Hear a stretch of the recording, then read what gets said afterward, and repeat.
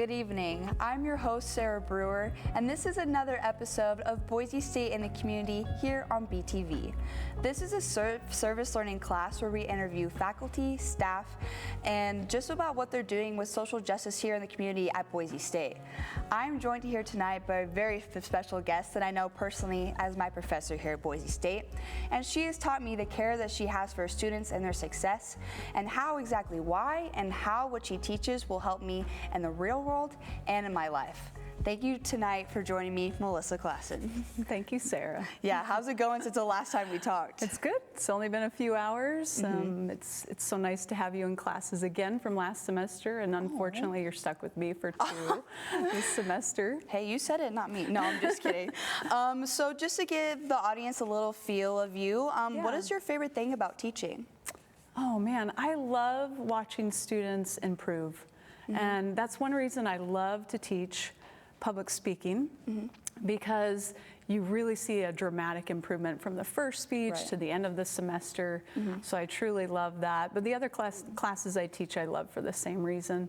I just love that moment when you see that they get it and it makes sense to them, and it's something that they can use in their lives. It's just knowledge that enriches something about their lives. I love that. Yeah, what other classes are you teaching besides public speaking?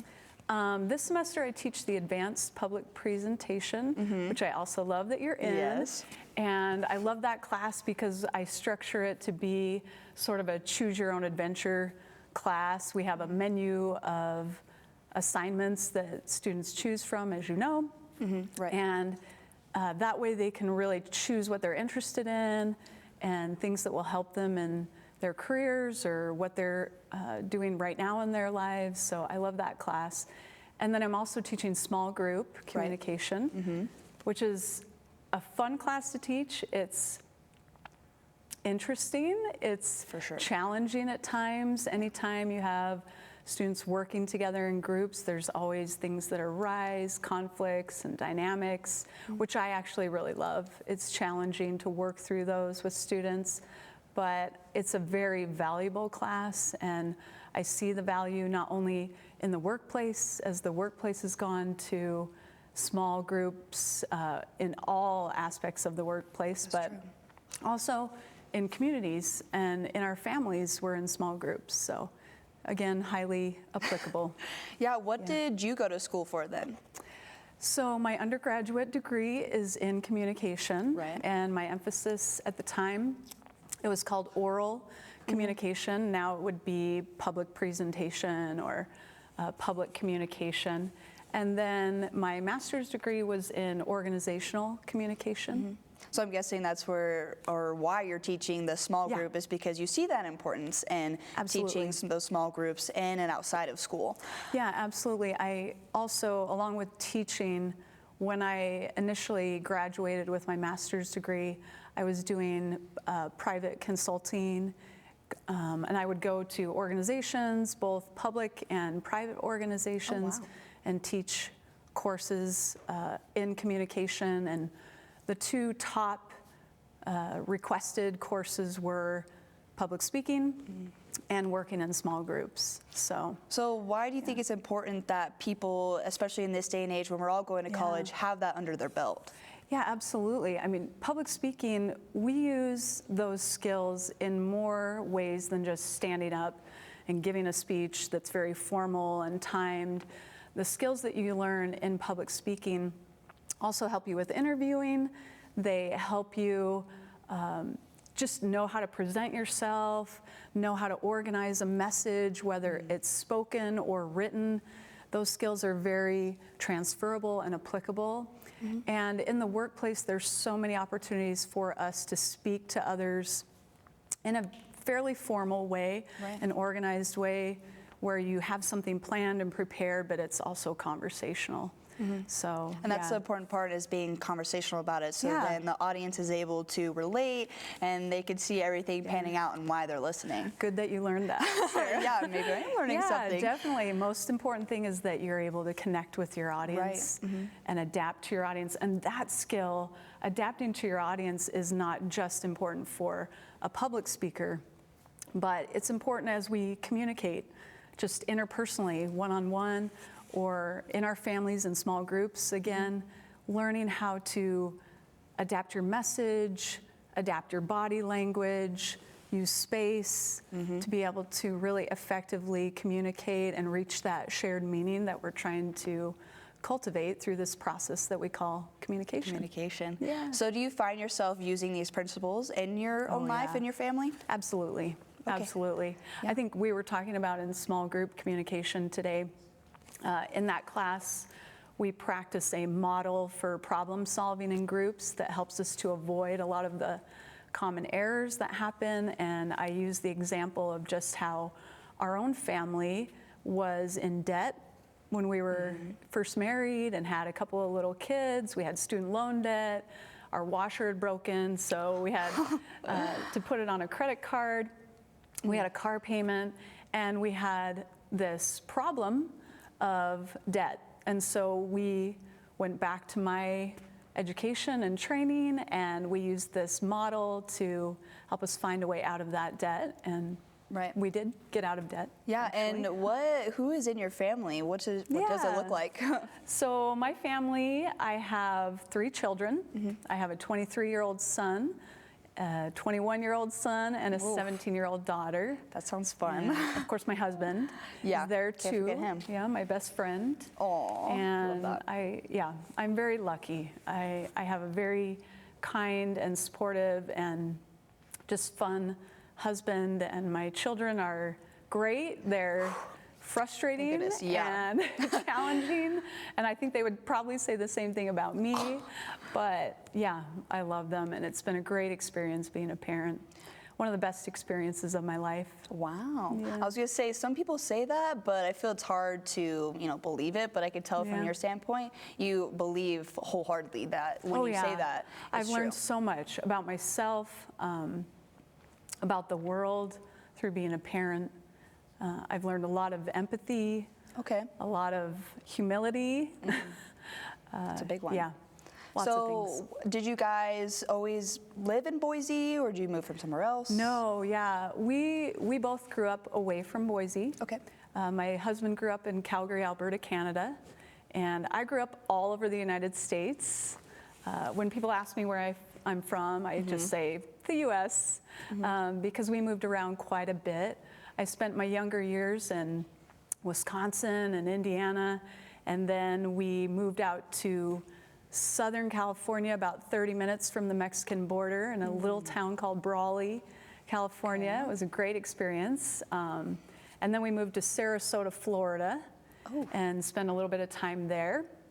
And then my family moved to Linden, Utah, for high school, when I was in high school. Okay. And then just from there, I had a friend who was going to Boise State University, and I didn't really know where I wanted to go, but I went and visited the college, and I just fell in love with it, and went there, and I met my husband. We were both RAs in the dorms. Oh, what? Yeah. I feel like that's an interesting story. Do you mind telling it? Sure, yeah. I mean, we were RAs, we worked together. I actually was pretty serious with another person, and he went away. He went on a church mission. Okay. And I met my husband, and my husband, we were just great friends. I thought he was funny. I tell this story a lot, so it won't be a surprise to him, but I wasn't attracted to him like that at first. I just thought he was funny. But then just over time, we just became best friends, and that attraction grew over time. So we were friends for about a year. We dated for 2 years and then got married. So did you guys stay in Utah afterwards? No, we went right from Utah to start my graduate program at the University of Montana, Missoula. Okay, you were just going all kinds of we places. were all over the place. And then we spent the first year, about 15 months there, and he was commuting back and forth to Polson, Montana, which is quite a commute from Missoula. And that just got old very quickly. And so I transferred to Boise State, where I'd already met some of the professors here and had started to build a little bit of a relationship. And before I had gone to graduate school, I had come to visit here. So anyway, ended up back here. And this is where Long you're at story today. short. Yeah, Yeah. well, I'm so glad that you're here. We're Me going to too. go straight into the break. So when we come back, you're going to want to stay because we're going to keep digging deeper into what makes Melissa and how exactly her story contributes to how we can learn today. So stick around when we're back on Boise State in the Community on BTV.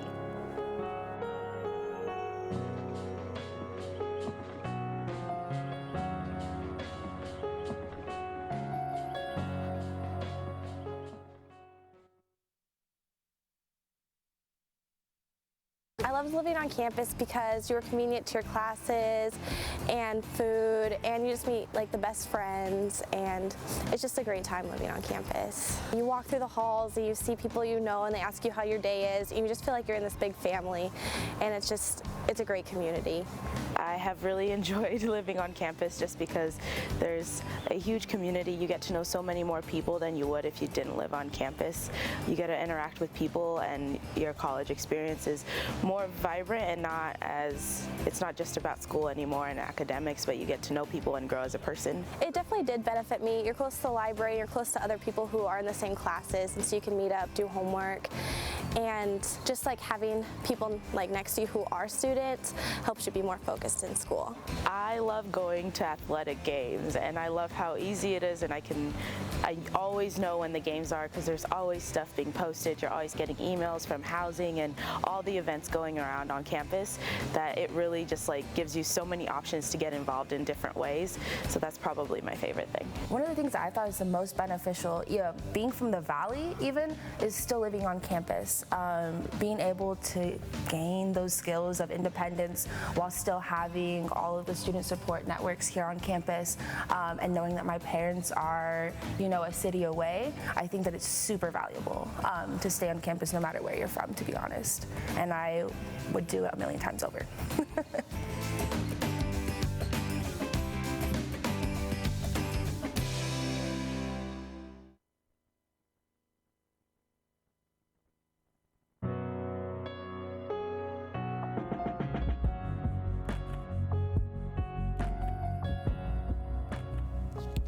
Thanks for sticking around, folks. We're back here on Boise State in the Community on BTV. We're still here with my professor, Klassen, here, and we were just talking about her family, her husband, and kind of where she's been moving all around the country. So I'm just curious on why you did move so much. Yeah, there was no major reason. We were not a military family. My dad was a microbiologist, and he was quite specialized in what he did. So there were several people who would contact him and were interested in having him work for them. But what I learned over time growing up is just, I think my parents liked to move. I think they liked being new, and they liked experiencing different things. And I really grew over time to appreciate that as well. It was a little bit hard, Right. especially like through junior high. And those years when I was younger, it wasn't as difficult, but I was happy that we stayed in one place for the majority of my high school years. So why was junior high the most difficult for you? Ooh, I just think junior high is difficult, period, I was gonna right? say, I used to be that fat kid, so yeah, I get it. yeah, it's just an awkward time, and I don't know that it was any more difficult for me than anyone else, but moving during that time, I just didn't have a chance to really establish good friends sometimes. But the great thing about moving around was that I learned to make friends quickly, and I learned to appreciate the good in everywhere that I am and everywhere that I was, and I always was able to make good friends eventually over time. I realized that the people that I initially met didn't usually end up being the best friends that I had. Those were built over time. So it taught me a lot about how good relationships are built, Right. and that it takes time and that it takes effort. So That I was guess one thing I learned. Yeah, just for advice, how are good relationships built? That's a good question. I think good relationships are built by taking time, by putting in the effort to try to listen to one another, to try to understand where the other person is coming from, their perspective. That's another thing that I learned moving around often. You know, like I said, I moved from the Midwest to Southern California, and we were 30 minutes from the Mexican border, and I experienced for the first time in my life, well, no, the second time, I should say, the first time in my life being the racial minority. Okay.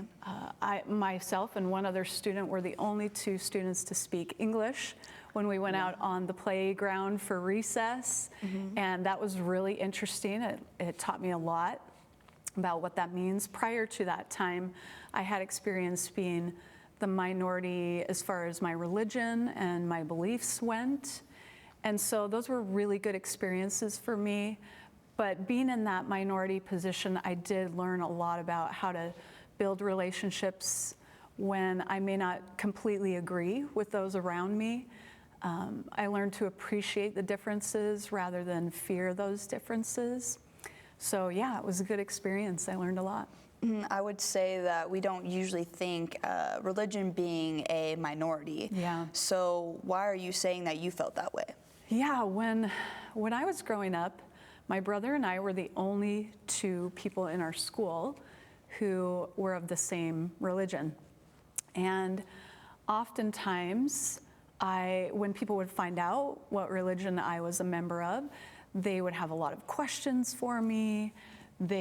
Some of those questions were really strange. Some of them could be taken offensively. Right. Some of them were intended to be offensive, and some of them were just out of ignorance.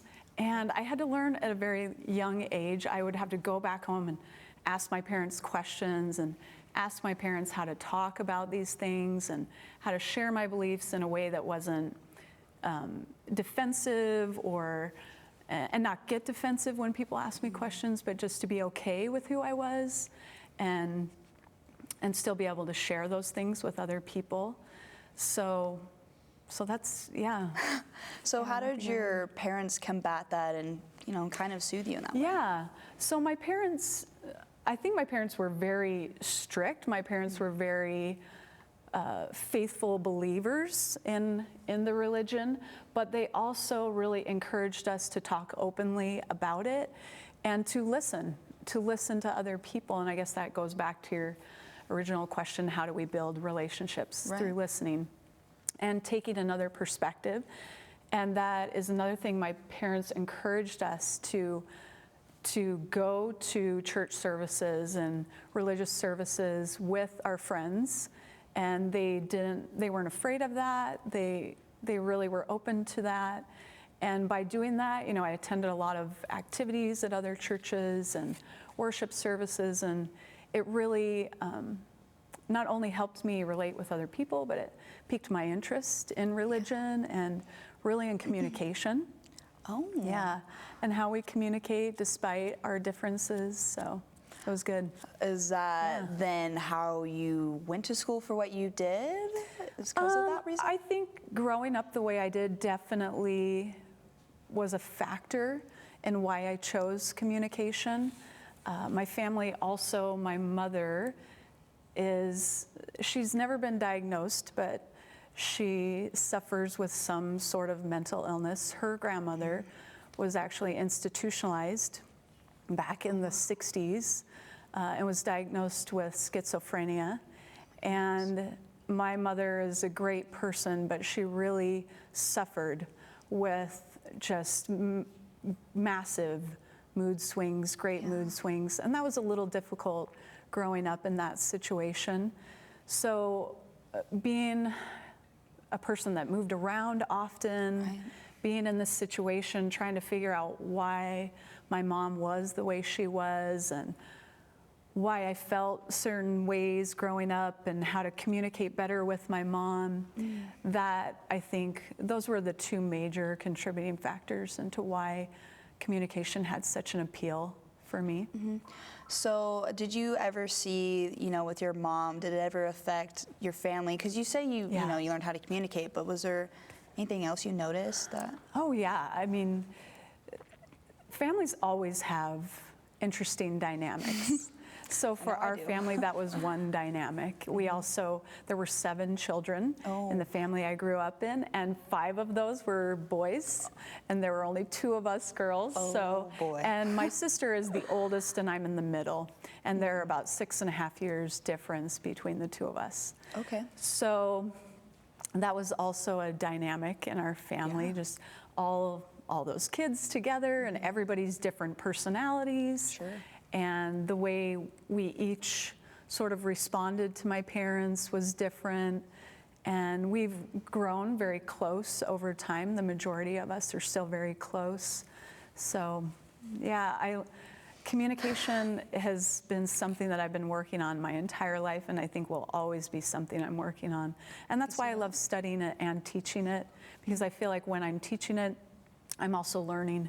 I'm learning along with you all. Yeah, I could tell. Yeah. We've definitely been in some class situations where you kind of took a second and you're like, that, it's a different way, Yeah. and we're all constantly learning about everything. Right, exactly. So do you think that in this day and age we're missing that point of what communication is? Yeah, I think sometimes we think of communication just as talking. It's just about what we say, but we miss the other, not even half, it's more than half, that ability to listen and to think critically about what we're hearing and to then reflect on our own perspectives. So yes, I think we're missing and we're lacking that ability to listen and to take a perspective and to be empathetic toward one another. We're missing dialogue is really what we're missing. We're in a society that has become so extreme and polarized, but I'm really encouraged by what I see in my students, honestly, that they recognize that they are committed and dedicated to changing that tone in our country. So I'm really encouraged by that. I feel a little bit special because I am one of those people. Yeah. So I hope you're listening, folks, because she's really giving a lot of personal advice that you can take outside of it. It's about actively listening and really thinking about what you're speaking and how you're speaking it. So when we come back, we're going to be talking more about language and what else that could look like. So stick around here on Boise State in the Community on BTV.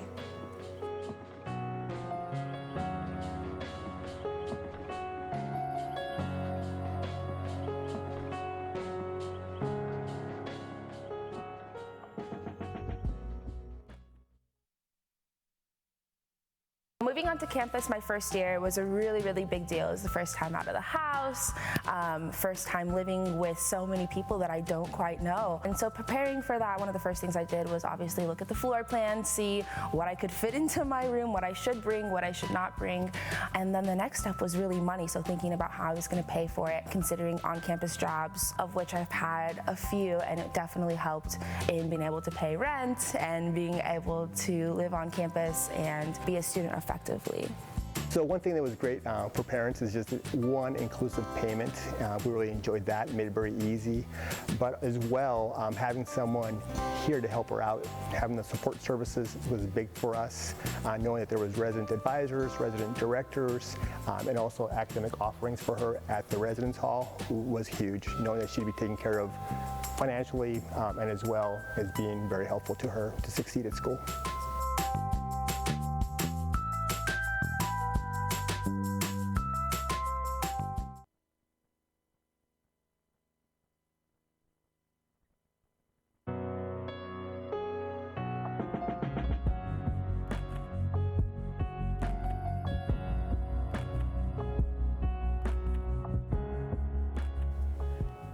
Welcome back to Boise State in the Community on BTV. I was discussing here with my professor Klassen, what makes communication and what are other forms of it? So what other things do you do that you could consider a language? That's a good question again. I also was a dance minor. Oh. When I went to school, a lot of my classes were centered on speaking. And I needed a break from that. And I loved dance. I love to be active. I love to run. And I'm a yoga instructor. I have always been certified in, so I started way long time ago teaching step aerobics. If you've seen old videos. Like the little leg warmers and the little, No leg warmers, that was a little bit earlier. Oh, but okay. yeah, step aerobics, and I've just always stayed certified in some kind of fitness, but it really comes out of that dance minor that I had and just my love for movement, but really dance, yoga, our movement is a way of speaking and of conveying a message. And I loved that part about dance. I loved that I could say nothing and still communicate and speak to an audience and really convey a message. So what would you say was the biggest thing that you wanted to convey when you danced? Joy, I think, because I felt so joyful when I was dancing. And I think with yoga, yoga has just been an extension of that for me. Well, even running and yoga, it's my meditation. I know when I'm running, I can just put my headphones on and tune out everything else and just feel alive. I can hear my heart beating. I can feel my legs aching. Yeah, I can feel, little sharp pains here or there, especially the more I grow older. And then with yoga, to just be present in that moment, I have found is so important in my life.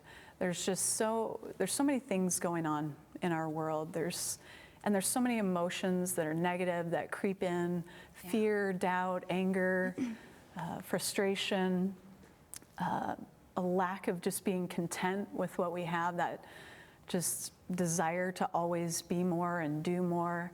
And yoga and dance and running and all these forms of activity have just taught me to be okay with what's going on right now and be in the moment and just be content. So I know that there are different forms of yoga. So which one do you focus on or teach? Right. Well, yoga it's a tradition, it's a belief system, it's an aspect of a belief system. Yeah. What we have in the United States and what we focus on more in the United States often is the asanas, the movements. And so, a lot of different people get into yoga for many different reasons, but for me, it was both the movement and the meditation, just the idea of being present in the moment. So I practice and I teach vinyasa yoga. I've also taught yin yoga, which is really getting into a pose and holding it for a good amount of time and learning to just be in that place of discomfort and become comfortable with it, which has also been a good practice for me. So I was going to say, you're doing a little bit of uncomfortable things like running, and now you're doing poses that you stayed in for a long time. And I think that's something that is really infused into how I teach. I want students to be uncomfortable. I want students to be challenged, right? I want them to not just come into a class, read a book, regurgitate vocabulary terms that they hear. I don't want them to just bring in what they already know and show it off. I want them to struggle a little bit. And I want them to get comfortable in that struggle and to really see the value in that. In our small group class, I try to emphasize that it's okay. It's okay if it doesn't come out perfect. And we have opportunities to show what we learn through that, what we might think of as failure. I saw this acronym a few years ago. I'm sure other people have heard about it. The acronym of FAIL as first attempt in learning. I just love that. Yeah, I could totally see that being your thing. And I think, honestly, get it trademarked, because I'll be right behind you signing that for you. So I just want to thank you so much for being here on the show and giving us so much insight. And if you viewers, you want to take classes, she teaches, communication, small group, public speaking, you name it all. So I would like to also thank my producer Taylor West and my director Nikki Pena, and also Jonathan back there in studio management. I have been your host, Sarah Brewer, and this is Boise State in the Community on BTV. Have a good night.